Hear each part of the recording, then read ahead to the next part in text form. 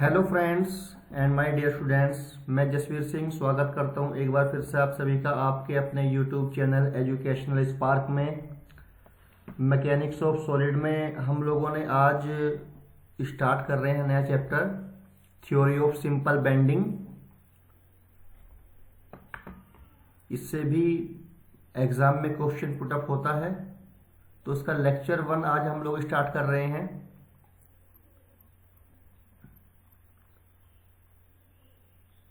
तो सबसे पहले इसका बेसिक हम लोग समझ लेते हैं कि बेंडिंग दरअसल होता क्या है। प्यारे बच्चों, आपने पहले मोमेंट पढ़ा था, तो ऐसे ही बेंडिंग है। बेंडिंग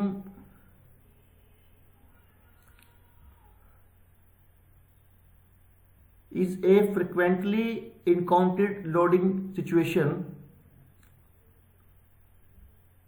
लगातार जब कोई लोड लगता है किसी भी बीम पर या किसी भी बॉडी पर लगता है तो वह बेंड हो जाती है। अगर उसका मटेरियल की जो प्रॉपर्टी डक्टाइल है, अगर उसके अंदर डक्टिलिटी है, तन्यता है, तो वो जो है वो बेंड हो जाती है। अगर ब्रिटल होगी तो फिर जो है टूट जाएगी, बेंड नहीं होगी, केवल सीधे जो है वो रप्चर हो जाएगी, टूट जाएगी। तो bending is a frequently and counted loading situation when a beam is subjected to transverse loading. कोई बीम, जैसे हम सिंपल सपोर्टेड बीम में आपको समझाता हूं लेकर, अगर ये जो है एक सिंपल सपोर्टेड बीम है और इस सिंपल सपोर्टेड बीम पर यहां पर इसके मिड पॉइंट पे, जैसे कि आप लोगों ने पहले पढ़ा भी है, इस पर हमने जो है एक लोड लगा दिया, यहां पर P या W लगा दिया। तो W लोड अगर इस पर हम लगा देते हैं तो इसके लिए अब इसके अंदर क्या होगा, इसके अंदर आपका एक तो शियर फोर्स डेवलप हो जाएंगे और इसके अंदर आपका जो है वो बेंडिंग मोमेंट डेवलप हो जाएंगे। शियर फोर्स और बेंडिंग मोमेंट दोनों इसके अंदर डेवलप हो जाएंगे।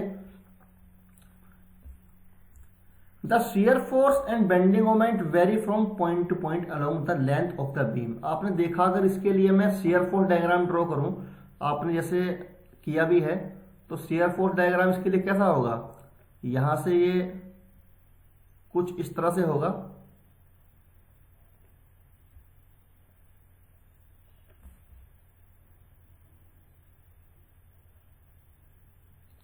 कुछ इस तरह से आपके लिए शियर फोर्स डायग्राम आएगा। यहां से बीच से टच होकर निकलेगा यहां से। तो आप लोग क्या देख रहे हैं कि आपका जो शियर फोर्स है वो पॉइंट टू पॉइंट क्या कर रहा है, वो वेरी कर रहा है। ऐसे ही अगर आप बेंडिंग मोमेंट डायग्राम देखेंगे तो बेंडिंग मोमेंट डायग्राम भी किस तरह से बनेगा। बेंडिंग मोमेंट डायग्राम अगर यहाँ पे मैं ड्रॉ करके देखूं तो आपका इसका भी जो बेंडिंग मोमेंट डायग्राम है वो यहां से आपका इस तरह से बनेगा। तो इससे आप क्या समझ रहे हैं कि जब कोई ट्रांसवर्स लोड जब बीम पर लगता है तो उसके पूरे बीम पर आपका जो बेंडिंग मोमेंट है और शियर फोर्स है वो क्या करता है, वेरी करता है। अब जब शियर फोर्स और बेंडिंग मोमेंट इस पर लग रहे हैं तो भैया बीम की अपनी भी कोई स्ट्रेंथ है, इसकी भी कोई अपनी एक सामर्थ्य है ना, इसकी एक अपनी सामर्थ्य है। तो जो अपनी सामर्थ्य है बीम की, तो उस पर ये क्या करेगा, इसको सहेगा। है तो है नहीं कि शियर फोर्स लगा एकदम से जो है शेयर हो जाएगा या बेंडिंग मोमेंट लगेगा एकदम से बेंड हो जाएगा, ऐसा तो नहीं है। तो जब ये इसके अगेंस्ट एक रेजिस्टेंस डेवलप करेगा तो उसमें क्या होगा, फिर इसके अंदर स्ट्रेस डेवलप हो जाएंगी। इसके अंदर क्या हो जाएंगी, स्ट्रेस डेवलप हो जाएंगी। The stress is induced in the beam to resist shear force and bending moment. मतलब आपके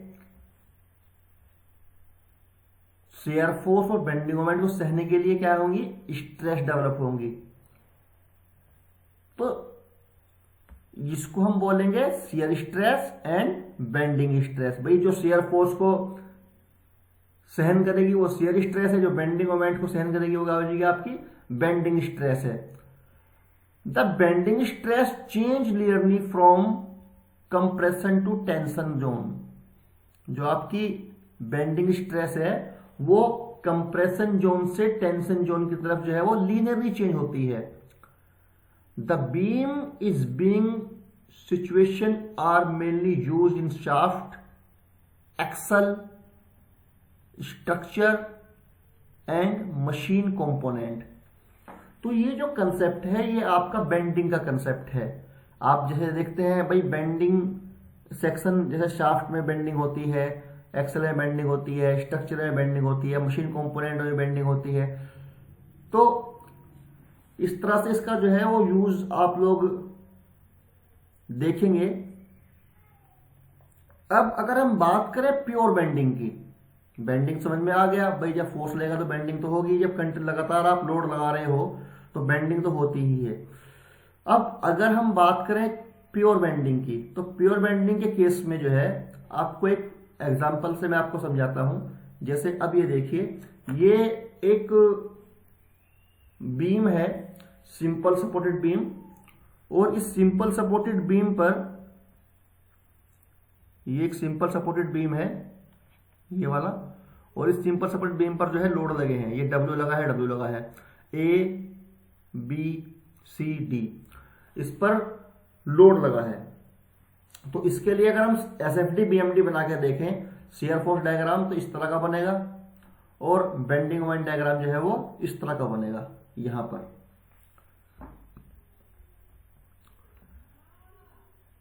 If the portion of a beam is subjected to a constant bending moment and no shear force act on the portion of the beam, then the portion of the beam is said to be pure bending or simple bending, and the stress set up in the portion of the beam due to bending is bending moment only। मतलब क्या हुआ, अगर किसी beam पर, जैसे यहां पर आप देख रहे हैं, तो यहां पर ये शेयर फोर्स है, यहां पर भी शेयर फोर्स है, यहां पर भी शेयर फोर्स है, पॉजिटिव नेगेटिव है जो भी है, तो इस पर बीम पर अगर शेयर फोर्स की वैल्यू जीरो हो, अगर बीम पर शेयर फोर्स की वैल्यू क्या होगी, जीरो हो जाएगी। यहां पर मतलब जो शेयर फोर्स है, शेयर फोर्स आपका क्या हो गया, वो हो गया जीरो। अगर शेयर फोर्स की वैल्यू आपकी जीरो हो गई और जो बेंडिंग है वो केवल बेंडिंग मोमेंट के कारण ही है, जो बेंडिंग हो रही है वो केवल बेंडिंग मोमेंट के कारण हो रही है। जैसे यहाँ पे देखिए सी और डी के बीच में क्या है, यहाँ पर शेयर फोर्स है ही नहीं, जीरो है। ये जो सी और डी का जो इतना जो पोर्शन है ये वाला, इस पोर्शन में क्या हो रहा है, इस पोर्शन में यहाँ पर शेयर फोर्स तो जीरो है।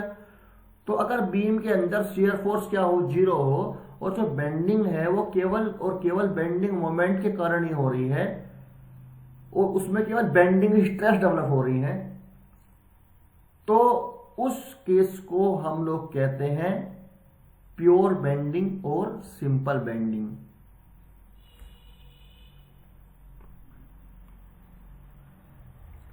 तो प्यारे बच्चों आगे और इसमें देखते हैं।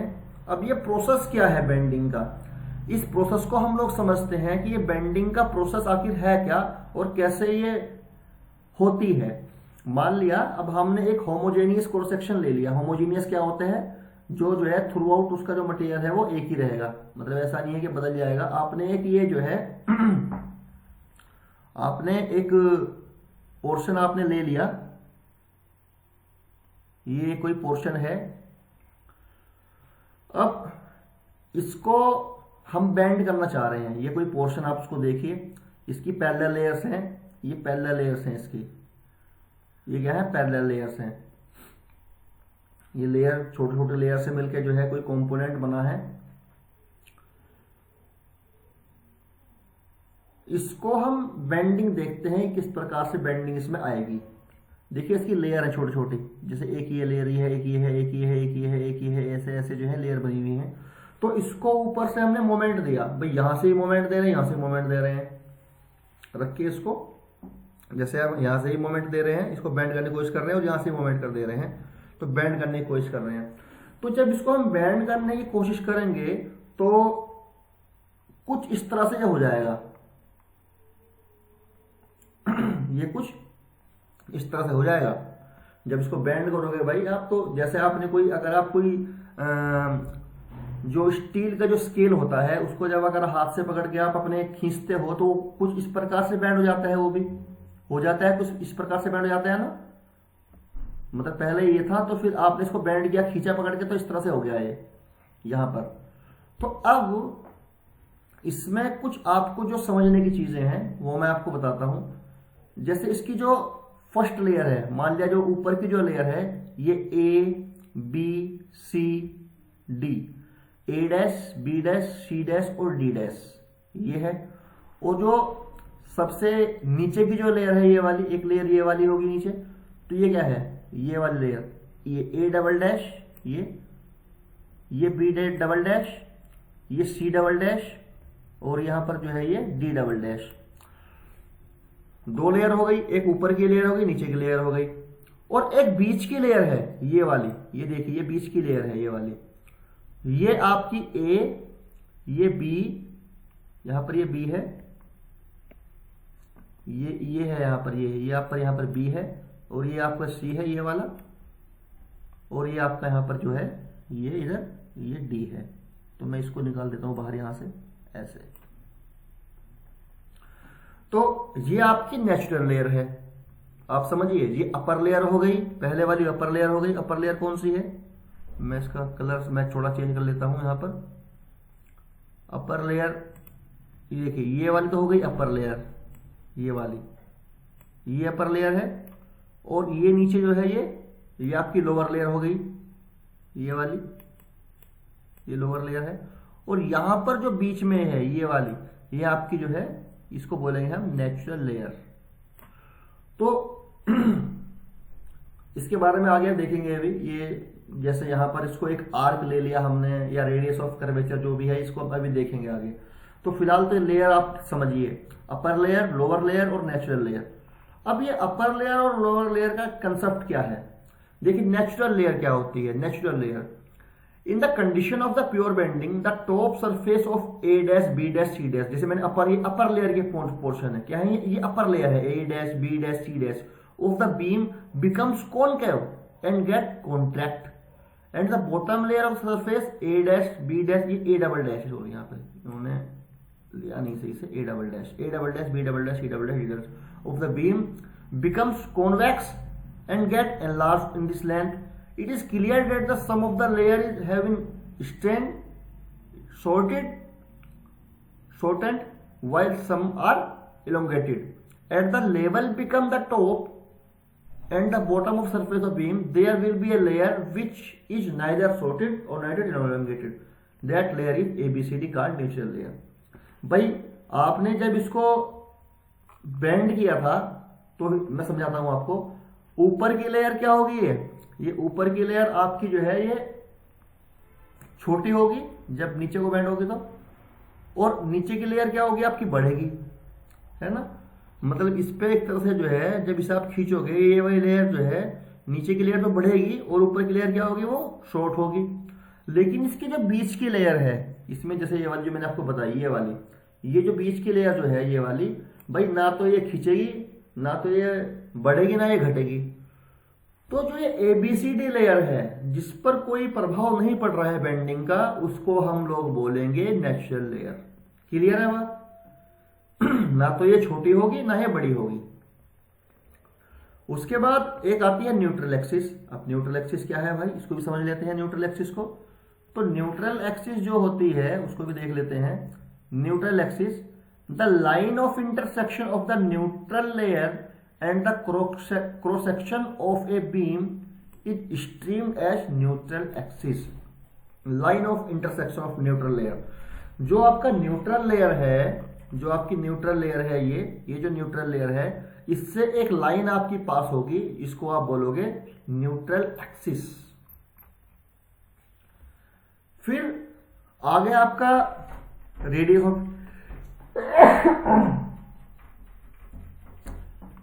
Of curvature. तो रेडियस ऑफ कर्वेचर क्या है, the radius of a circular arc of a beam which is bent under pure bending condition is called radius of curvature arc. जो सर्कुलर आर्क बनेगा, जो सर्कुलर आर्क बनेगा, जैसे ये circular arc जो बन रहा है, ये एक सर्कुलर सर्कल की तरह बन रहा है ना यहां से, जो सर्कुलर आर्क बन रहा है प्योर बेंडिंग की कंडीशन में। प्योर बेंडिंग क्या होती है, जहां पर शियर फोर्स जीरो हो, शेयर फोर्स का मान क्या हो गया 0। तो उस कंडीशन में जो रेडियस होती है इसकी कर्व की उसको बोलते हैं radius of curvature.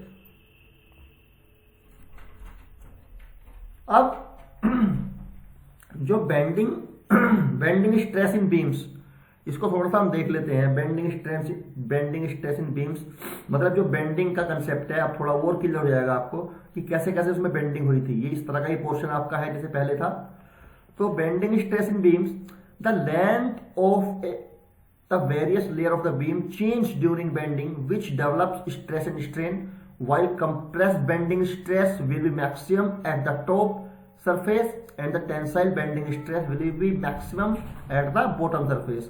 The magnitude of the bending stress at any depth of the beam is proportional to distance from the layer to the natural layer. अब देखिए, जब आपने बेंडिंग किया था, जब आपने इसको बेंड किया ऐसे, तो जब इसको आप बेंड कर रहे हो, मतलब ये वाला कोई पोर्शन था वही वाला ही ABCD, इसको हम अगर यहां से ले लें तो इस पर क्या होगा, जो आपकी टॉप लेयर होंगी, टॉप लेयर कौन से वाली होंगी, ये जो टॉप लेयर होंगी, जैसे ये वाली टॉप लेयर है और ये वाली बॉटम लेयर है ना। तो टॉप लेयर पे क्या होगा भाई, टॉप लेयर पे तो कंप्रेसिव बेंडिंग स्ट्रेस आएंगी। जो टॉप लेयर है उस पर क्या आएंगी, कंप्रेसिव बेंडिंग स्ट्रेस आएंगी उस पर। यहां पर अगर मैं इस पर देखूं तो यहां पर क्या होगा, यहां पर कंप्रेसिव बेंडिंग स्ट्रेस आएंगी, कंप्रेसिव बेंडिंग स्ट्रेस। और जो नीचे वाला है ये वाला, इस पर क्या होंगी, यहां पर जो है वो टेंसाइल। भाई जब इसको आप कंप्रेस करोगे, मतलब हाथ से पकड़ के या जैसे भी आपने उसको, जब से मैंने स्केल का आपको एग्जांपल दिया है, तो इसको जब करोगे तो ये कंप्रेस होगा, सीधी सी बात है, ये वाला पोर्शन, और नीचे वाला पोर्शन क्या होगा, वो टेंसाइल में जाएगा। तो और ये बीच की जो नेचुरल लेयर है, ये देखो, ये NN जो लिया ना इसने, ये नेचुरल लेयर लिया है। और इसमें भी आप लोग समझिए, देखिए यहां पर जो वैल्यू है वो अपर लेयर पे मैक्सिमम है कंप्रेसिव स्ट्रेस की, और जैसे जैसे लेयर जो है, ये देखिए ये लेयर जो है जब घट रही है तो इसकी वैल्यू जो है वो घट रही है। फिर ऐसे ही टेंसाइल स्ट्रेस में क्या हो रहा है, जो ऊपर की जो लेयर है उन पर कम है उसका मान, और जो नीचे की जो लेयर है उस पर जो है टेंसाइल स्ट्रेस का मान क्या है, वो ज्यादा है। तो ये भी आपको चीज थोड़ी समझनी पड़ेगी। अब इसमें जो इसका बेंडिंग एक इक्वेशन है, बेंडिंग इक्वेशन, उसको हम लोग जो है नेक्स्ट लेक्चर में पढ़ेंगे। जैसे बेंडिंग इक्वेशन जो है वो होती है M/I = σ/y = E/r। तो ये बेंडिंग इक्वेशन है बच्चों। इसको अब हमें डेरिवेशन इसका करना है। इसको मैं नेक्स्ट लेक्चर में आप लोगों को सिखाऊंगा कि बेंडिंग इक्वेशन को डेरिवेट कैसे करते हैं। तो ये बेसिक्स टर्म जब आप करोगे तो ये उसमें आएंगी। उसमें आपको यहाँ पर जैसे M जो है वो मोमेंट ऑफ इनर्शिया, M जो है वो मोमेंट है, I जो है वो मोमेंट ऑफ इनर्शिया है, ये आपकी बेंडिंग स्ट्रेस हो गई सिग्मा। यहाँ पर जो है वो ये जो है Y आपका जो है डिस्टेंस आएगा कोई इसमें निकल के, E जो है वो आपका यंग प्रत्यास्था गुणांक पढ़ चुके हो, और R जो है वो रेडियस आपका आएगा। R जो है वो आपकी क्या आएगी, यहां से ये आपकी आएगी